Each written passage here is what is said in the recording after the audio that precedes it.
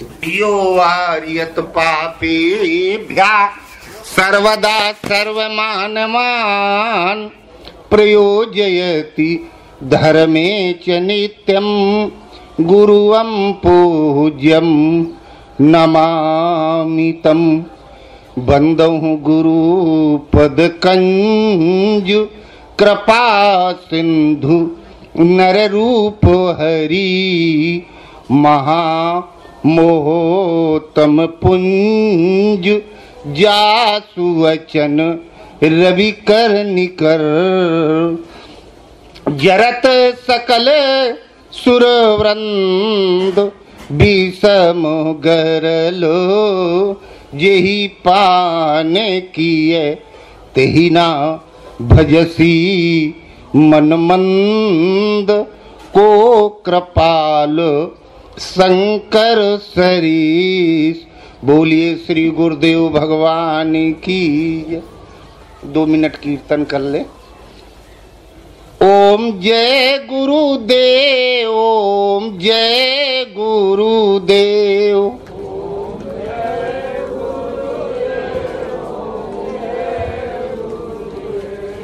ओम असरण शरण शरण प्रभु ले ओम।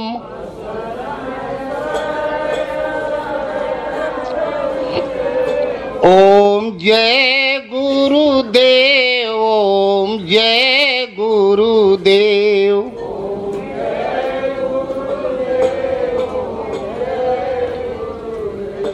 राखहि गुरु जो कोप विधाता,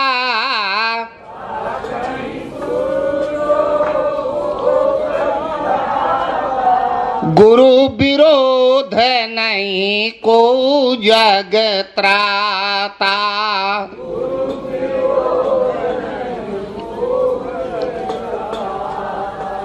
जे गुरु पद अम्बुज अनुरागी,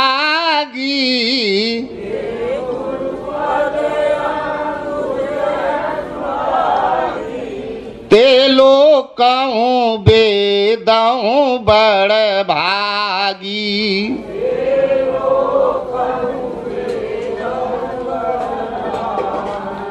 गुरु के बचन प्रतीति न जाई,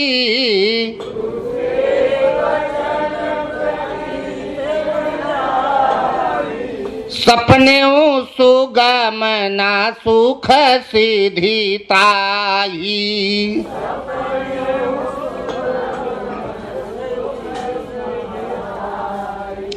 जे गुरु चरण रेणु सिर धरई,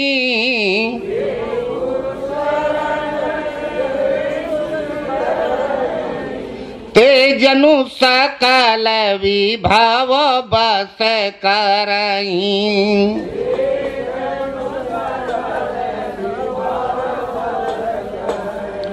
जय गुरुदेव, ओम जय गुरुदेव।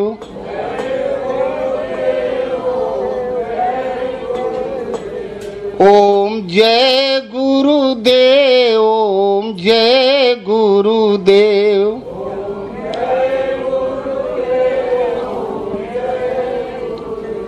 बोलिए श्री सद्गुरुदेव भगवान की जय। परबस जीव सबस भगवंता, जीव अनेक एक श्रीकंता। कल हम स्वतंत्रता बताए थे, ये बताए थे पूरी सृष्टि जितने जीव हैं सब गुलाम है, कोई स्वतंत्र नहीं। स्वतंत्र है तो केवल एकमात्र परमात्मा। गुलाम किसके हैं? फिरत सदा माया कर प्रेरा, काल कर्म स्वभाव गुण घेरा। माया के बसीभूत होकर के ये जीव घूम रहा है। अब पूरा ब्रह्मांड इतना लंबा चौड़ा अखंड, इतने जीव सबको माया अपने कब्जे में कैसे किए हैं? कितनी बड़ी फौज होगी इसकी। व्याप रहो ब्रह्मांड में माया कटक प्रचंड, सेनापति कामादि भट्ट लोभ मोह पाखंड, ये माया के सब सेनापति हैं, काम क्रोध लोभ मोह मद मत्सर। और ये सब छहो सेनापति, इनकी अपार सेना पूरी सृष्टि पर कब्जा किए। ये है क्या? काम बात कफ लोभ अपारा, क्रोध पित्त नित छाती जारा। काम बात, काम कामना, रात दिन आदमी सोचे करता है क्या से क्या हो जाए। काम बात बतास नहीं हो जाती है। कितनों बढ़िया खाना पीना खाओ, स्वस्थ शरीर है, अपना शरीर है अपना शत्रु हो जाता, उठना बैठना मुश्किल हो जाता है।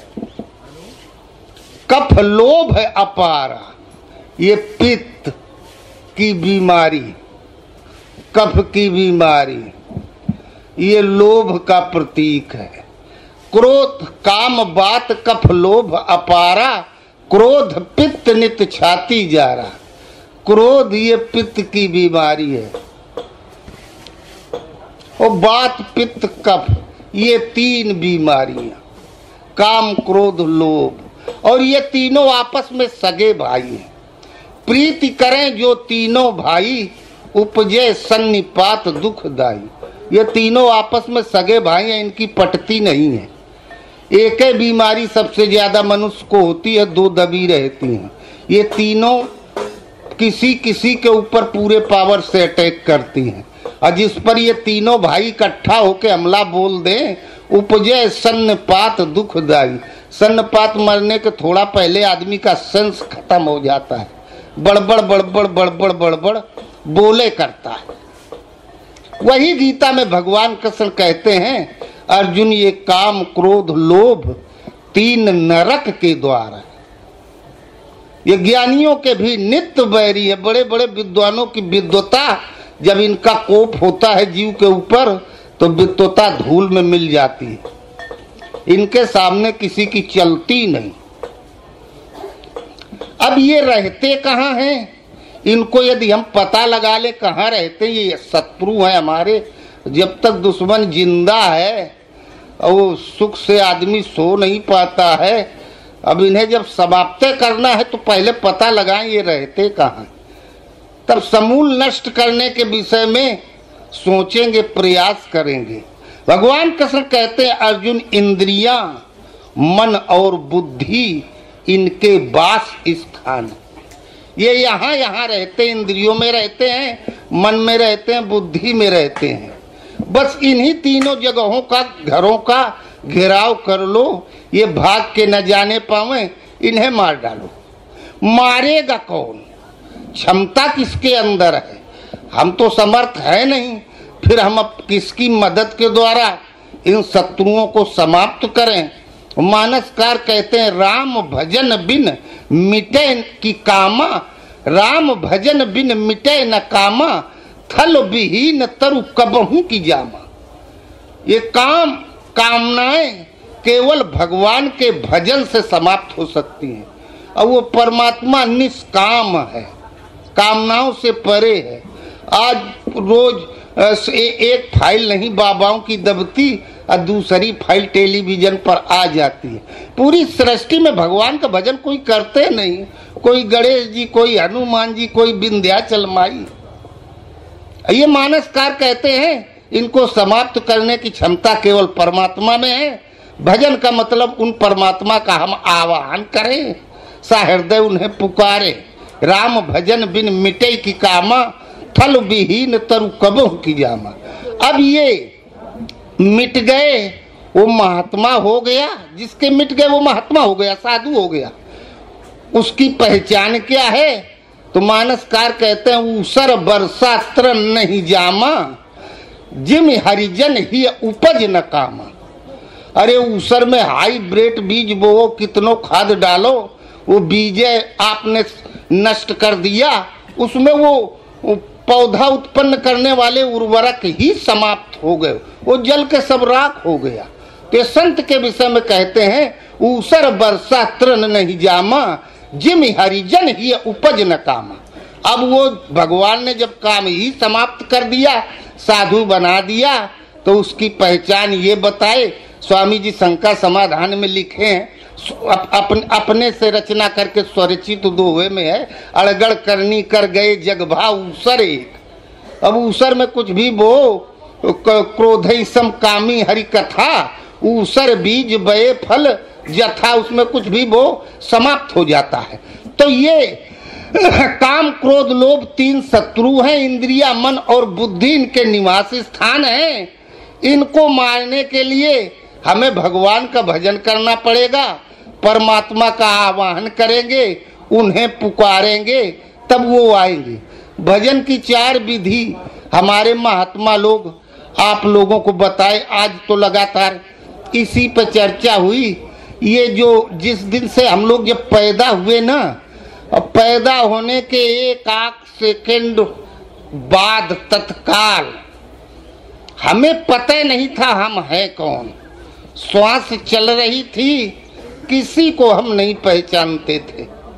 हाँ, शरीर में यदि कांटा चुभाया जाता तब तो दर्द होबे करता, किसी को नहीं पहचानते थे। इसके बाद आँख खुली तो माता पिता भाई बहन मित्र शत्रु जमीन जायदाद, जीवा में श्वास के सिवा कोई टेस्ट नहीं जानते थे। आज कहाँ तक पहुँच गए। भजन करना जब से प्रारंभ करते हैं तो ये सब डिलीट होता चला जाता है, समाप्त होता चला जाता है। और समाप्त होते होते हम उस क्षण में जब पहुँचते हैं जिस क्षण में हमारा जन्म हुआ था, तो हमें कुछ श्वास के सिवा और कुछ पता नहीं था। सच पूछा जाए यही श्वास का भजन है, जिसे पसंती कहते हैं। श्वास का भजन। किसी ने बैखरी मध्यमा पसंती परा कहा, किसी ने कौआ कोयल बगुला हंस कहा, किसी ने सतयुग त्रेता द्वापर और कलयुग कहा। त्रेता में भगवान राम का जन्म हुआ था, पसंती श्रेणी में, श्वास के भजन में। जब केवल श्वास रह गई, जहाँ राम तहाँ काम नहीं, काम तहाँ नहीं राम, तुलसी कबू न रही सके एक संग छाया धाम। कृष्ण जी ने तो गीता द्वापर में सुनाई, रामायण त्रेता की है, राम त्रेता के हैं। अरे गुरु महाराज मिल गए, श्रद्धा जागृत हो गई, कुछ थोड़ा बहुत स्मरण करने लगे, तो ये जो अभी अनुभव महात्मा लोग बताए अंग स्पंदन स्वप्न के माध्यम से, जो गीता कहती उपदृष्टा अनुमंता, ये जागृत हो जाता है। लेकिन रामायण त्रेता में, राम त्रेता में, द्वापर में भगवान कृष्ण ने कहा, अर्जुन हम तुम्हारा रथ संचालन करेंगे, युद्ध हम नहीं करेंगे। हमारी बात मानोगे तो तुम्हें बिल्कुल निर्द्वंद युद्ध जिता के निकाल ले जाएंगे, कोई खतरा नहीं, कोई चोट चपेट नहीं। नहीं मानोगे तो तुम जानो, तुम्हारा काम जाने, सिर्फ आदेश का पालन करना है। कलयुग में गुरु महाराज मिल गए, जो कहे लग गए, अनुभव जागृत हो गया। द्वापर में गीता जो विधि बताती है, चलते रहना है आगे, ये थोड़ा बड़ी अवस्था है। त्रेता में रामायण लिखी गई, राम का अभ्युदय हुआ। तो ये श्वास, जिस क्षण हम उस क्षण में पहुंचे, जब हम पैदा हुए थे तो कुछ भी नहीं जानते थे, ये श्वास का भजन है। त्रेता में भगवान राम ने कहा, सखा सोच त्यागो बल मोरे, सब विधि घटब काज हम तोरे। अब तुम चिंता मत करो, तुम्हारे बदले हम तुम्हारा काम पूरा कर देंगे। और द्वापर में भगवान कृष्ण ने नहीं कहा युद्ध तुम करो, केवल हम गाड़ी चलाते रहेंगे।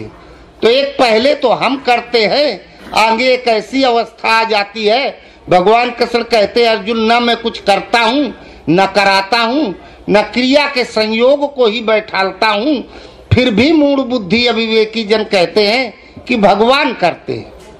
आगे एक अवस्था ऐसी हो गई, निमित्त मात्रम भव सब साचिन, अर्जुन तू माध्यम बन के खड़ा हो जा, बाण भर चलाता रहे, युद्ध तो मैं लड़ूंगा, तुम्हारे बदले में जीतूंगा तो मैं। ये त्रेता, तीसरी अवस्था, इसी में रामायण सुनाई गई। ये श्वास का भजन है जो महात्माओं ने बताया।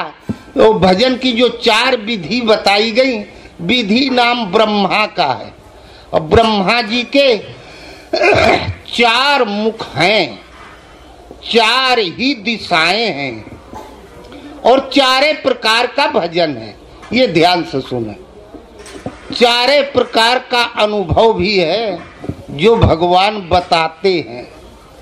तो भगवान राम हनुमान जी सीता का पता लगा के आ गए और फिर भगवान राम समुद्र में पुल बन गया, लंका में चढ़ाई कर दिए, पहुंच गए लंका में। पश्चंती में, त्रेता में, श्वास के भजन में गुरु महाराज हृदय में आ जाते हैं, इष्ट का स्वरूप हृदय में आ जाता है, आगे युद्ध प्रारंभ होता है।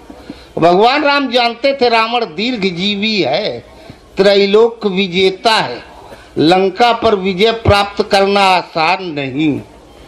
पहले पता तो चल जाए रावण की रणनीति क्या है, लड़ने का तरीका क्या है। विभीषण को बुलाया तो विभीषण ने पूछा तो विभीषण ने बताया, कहा रावण त्रैलोक विजेता है और लंका बांके 4 द्वारा, लंका में चारों तरफ 4 गेट लगे हुए हैं और यदि लंका में कोई चढ़ाई करेगा और रावण अपने सेना की 4 टुकड़ियां तैनात करेगा, चारों दरवाजे पर एक एक लगा देगा, ये उसकी रणनीति रहती है। कोई शत्रु एक दरवाजे से हमला बोलेगा, उस दरवाजे की सेना लड़ेगी, बाकी तीनों तरफ की पीछे से चारों तरफ से घेर के शत्रु को समाप्त कर देती है। इसलिए लंका पर कोई विजय नहीं प्राप्त कर पाता। अब भगवान राम ने भी अपनी सेना के की 4 टुकड़ियां बनाई और कहा चारों दरवाजे से एक साथ हमला बोलो। रावण ने 4 टुकड़ी सेना बना के चारों दरवाजों पे नियुक्त कर दी।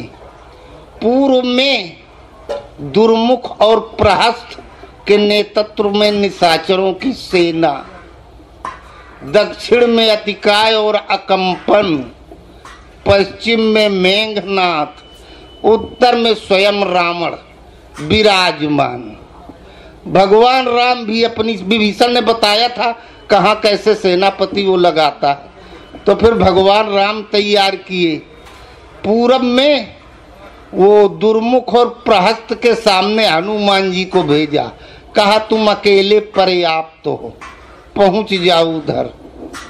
दक्षिण में अतिकाय और अकंपन के सामने जामवंत के नेतृत्व में नल और नील को भेजा और वो मालवंत के नेतृत्व में अतिकाय अकंपन रहते थे। पश्चिम में मेघनाथ के सामने अंगद को भेजा, वो लंका का युवराज, ये बानर सेना का युवराज। लक्ष्मण से कहा चलो हम तुम चलते हैं दोनों लोग सीधे उत्तर की तरफ। पूर्व दिशा प्रारब्ध का प्रतीक है, पूर्व में किए हुए कर्मों का प्रतीक है। अभी ध्यान करने भजन करने बैठो, अब से पहले जो कुछ किया है वही रील प्रसारित हो जाती है मन के अंतराल में, और वो है केवल निशाचरों की माया की रील जो सुबह से शाम तक बस उदर पोषण के लिए तो दौड़ रहे हैं, वही रील है। और उसके केवल 2 सेनापति हैं, दुर्मुख और प्रहस्त। ये मुंह कुछ भी खा सकता है और किसी को कुछ भी बोल सकता है, ये है दुर्मुख। प्रहस्त प्रकृति के अंतराल में हमारी जो हस्ती है, हैसियत है, बरकरार रहे। यही 2 निशाचरों के सेनापति यहाँ रमण करने लगते हैं और हनुमान जी को भगवान राम ने भेजा। हनुमान जी के हृदय में राम थे, जेहिगिर चरण देई हनुमंता, चला सुगा पाताल तुरंता। गुरु का स्वरूप जब हृदय में आ जाता है तब श्वास का भजन गुरु प्रदान करते हैं। वो श्वास का भजन चलता है, इष्ट का बल हृदय में रहता है। हनुमान जी इतना फास्ट मारते थे कि जिसे मारे उसे सीधा होने का मौका ही न दें, और दुर्मुख को मार डाला पहली ही चपेट में, सीधे नहीं होने दिया। और स्वभाव गुण स्वभाव त्यागे बिना दुर्लभ परमानंद। स्व माने अपना, भाव माने विचार। यही माया की रील प्रसारित होती है, यही विचार उठते हैं, यही स्वभाव है हमारा। जब इस हृदय में आ जाते हैं, मन शांत हो गया, प्रकृति के प्रवाह की गति रुक गई, तो अब जो कुछ उठेगा भगवान से संबंधित उठेगा, माया से संबंधित नहीं उठेगा। ये हनुमान जी की विजय है। प्रहस्त भाग गया, दोबारा फिर मारा गया। तो इष्ट जब हृदय में आ जाते हैं, और भगवान राम के सखा सोच त्यागो बल मोरे, सब विधि घटब काज हम तोरे। कबीर ने कहा, ना कुछ किया न कर सका, ना कुछ किया शरीर, जो कुछ किया सो गुरु किया, भयो कबीर कबीर। आगे पता चलेगा करता कौन है। राम राम शिव सुमिरन लागे, जाना सती जगत पति जागे। पहले तो पसंती में हम लोग कहते हैं, श्वास अंदर जाए तो ओम, बाहर आए तो ओम, इसको देखो, दूसरा कोई संकल्प न उठे। और गुरु महाराज के स्वरूप का ध्यान करो। लेकिन गुरु महाराज का स्वरूप जब हृदय में आ जाता है, यदि वो शिव स्वरूप है, तो राम राम शिव सुमिरन लागे। वो ओम ओम राम राम जपने लगे। मन की दो धाराएं हैं, या तो असत्य माया के रंग में रंगा होगा मन ये, और या सत्य परमात्मा के रंग में। दो तरह के विचार उठा करते हैं। माइक प्रवृत्ति समाप्त हो जाती है, विषयोन्मुखी दृष्टि समाप्त हो जाती है। सती सत्य से ओतप्रोत हो गया, जगत पति जागे, विश्वनाथ जगत गुरु जगत बंधु दीन बंधु। वो इष्ट गुरु महाराज हृदय में जग गए, अभी तक प्रसुप्त थे, अब वो हमारे बदले पे भजन करने लगे। ब्रह्मा उनका नाम विधि है। भजन की ये पहली विधि है जिसे बैखरी कहा जाता है। नाम लेके हम किसी को पुकारें, और जब वो आ जाए वास्तव में, तो पुकार सच्ची है। ऐसा स्तर आ जाए कि राम कहें और राम प्रकट हो जाएं, व्यक्त होने लगे। हम जिसे व्यक्त करें नाम को, तो स्वरूप भी व्यक्त हो जाए, स्पष्ट हो जाए। ये पूर्व दिशा। आज इसके पहले जो कुछ किया था, उसमें दुर्मुख और प्रहस्त जहां दोनों समाप्त हो गए, और पूर्व में किया हुआ कर्म भविष्य की तरफ जीव को ले चलता है। ब्रह्मा का पहला वेद जागृत हुआ, ऋक वेद। ऋक माने होता है, रि धातु से बना है रिक्त। हृदय पूरी तरह खाली है संकल्प विकल्पों से। और ऋक माने होता है प्रार्थना। हम पुकारे, भगवान सुने।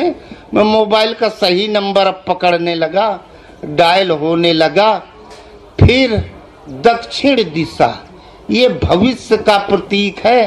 त्रिजटा को सपना दिखाई दिया था, खरारूढ़ नगन 10 सीसा, मुंडित सिर खंडित भुज बीसा। ए विदसो दक्षिण दिश जाई, लंका मनो विभीषण पाई। ये सपना में कहूँ पुकारी, होई सत्य गए दिन चारी। दक्षिण दिशा भविष्य का प्रतीक है। अतीत भविष्य की संरचना करता है। वहां दो थे, मालवंत के नेतृत्व में अतिकाय और अकंपन, इधर जामवंत के नेतृत्व में नल और नील। मालवंत, अरे माले तो इकट्ठा किया है आदमी ने, घर दुआर रुपया पैसा लड़का बच्चा जगह जमीन, ये मालवंत है। इसको छोड़ करके हम चले गए, मान लो सब छोड़ के चल के हम सब त्याग के चले जाएंगे, आश्रम में रहेंगे, अब लौट के घर नहीं आएंगे, वहीं जाके भजन करेंगे। लेकिन ये सब हम अपने साथ लेके जा रहे हैं, ये हमारे हृदय में है। जैसे कोई काम मनुष्य अधिक समय तक करता रहता है, एक्सपीरियंस हो जाता है, अनुभव हो जाता है।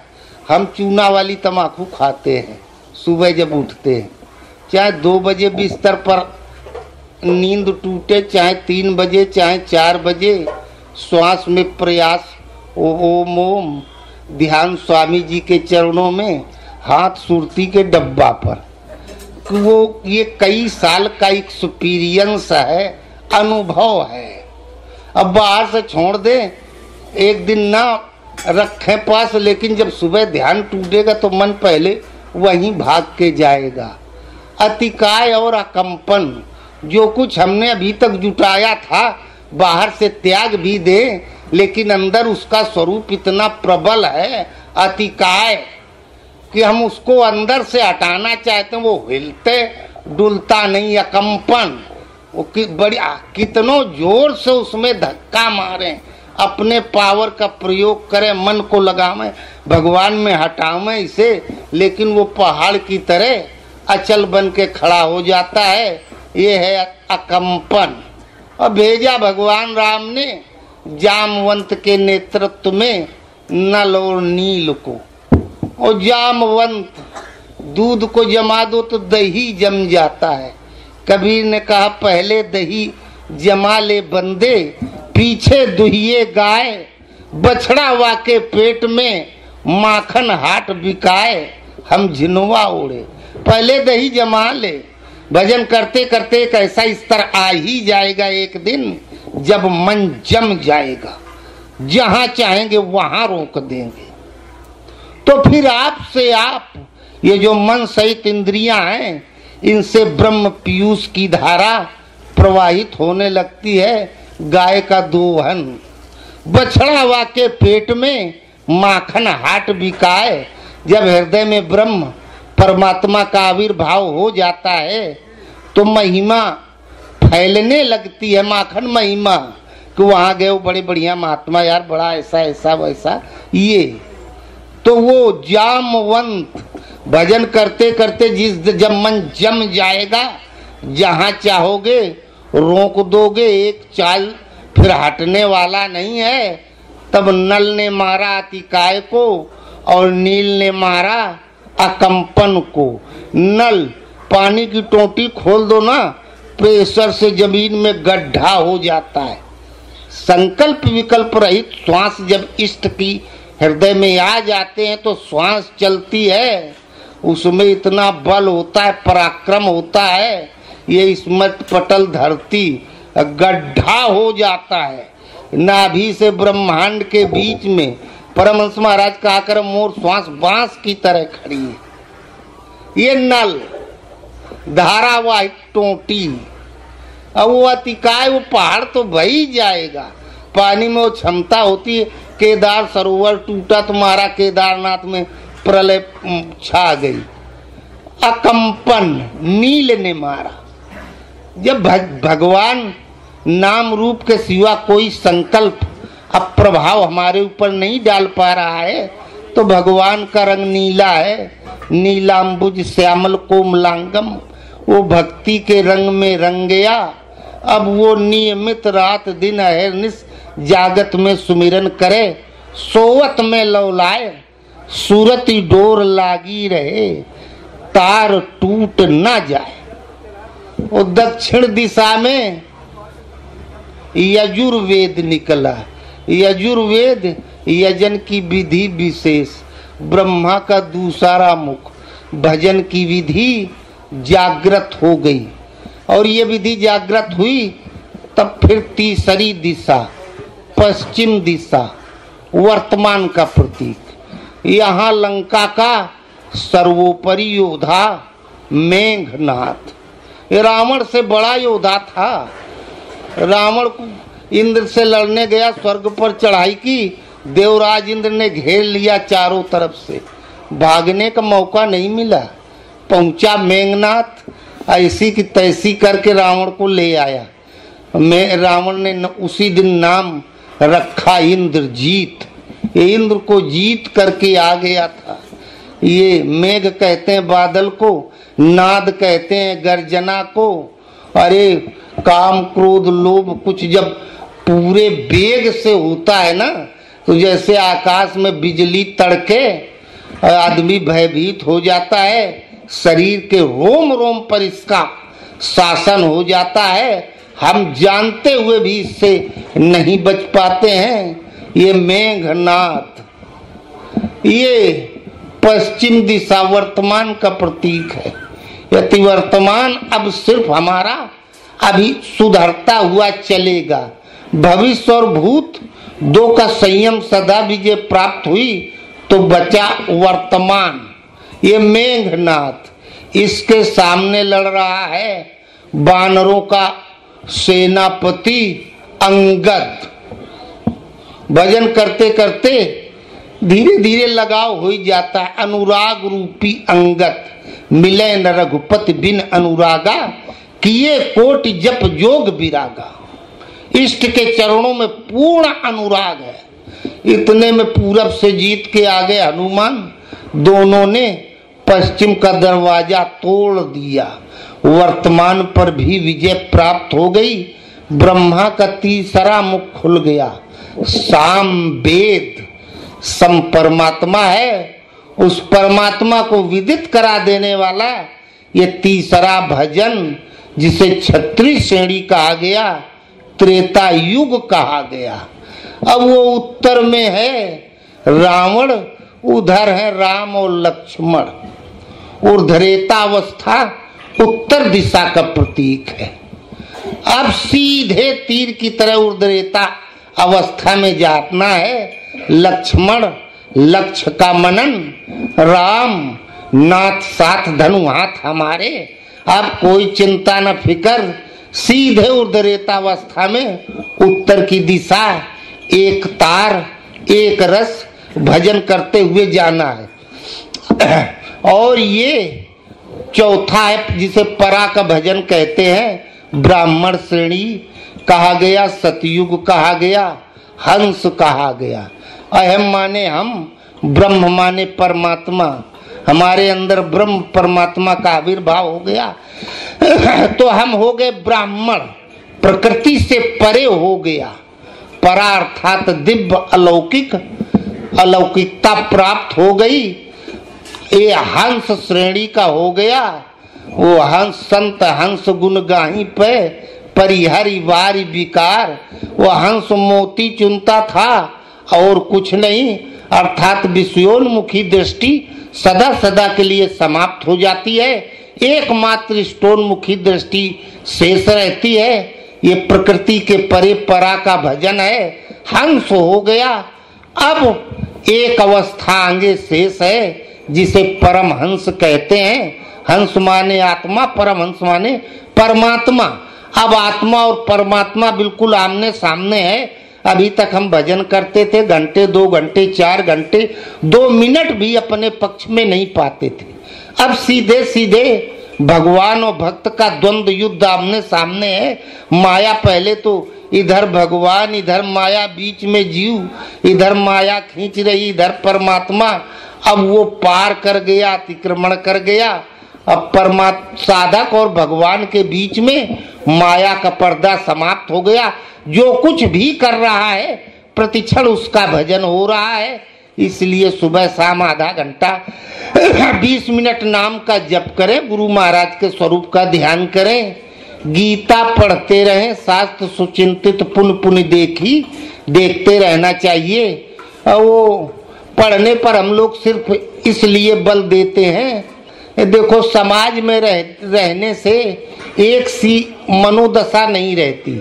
आज भजन में मन लगा, कल पता नहीं मूड खराब है, नाम जपने बैठे, जप हो नहीं रहा है। तो भक्ति के जो 9 अंग आए, प्रथम भगत संतन कर संगा, दूसर रति मम कथा प्रसंगा। ये भक्ति का एक अंग है। मेरी कथा का वर्णन करना पढ़ना।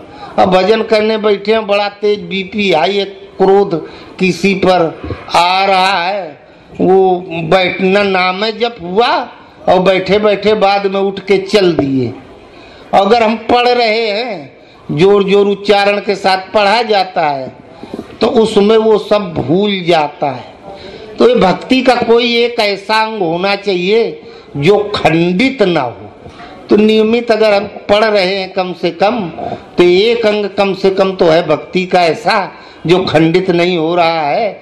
और पढ़ने के अपेक्षा स्वामी जी कहें सुनना ज्यादा श्रेयस्कर होता है, क्योंकि पढ़ने में उच्चारण में मन चला जाता है। सुनने में केवल ध्यान उस शब्द पर रहता है, क्या निकल रहा है, कहा जा रहा है। इसलिए अवश्य कुछ पढ़ते लिखने सुनते रहना चाहिए। बोलो गुरुदेव भगवान।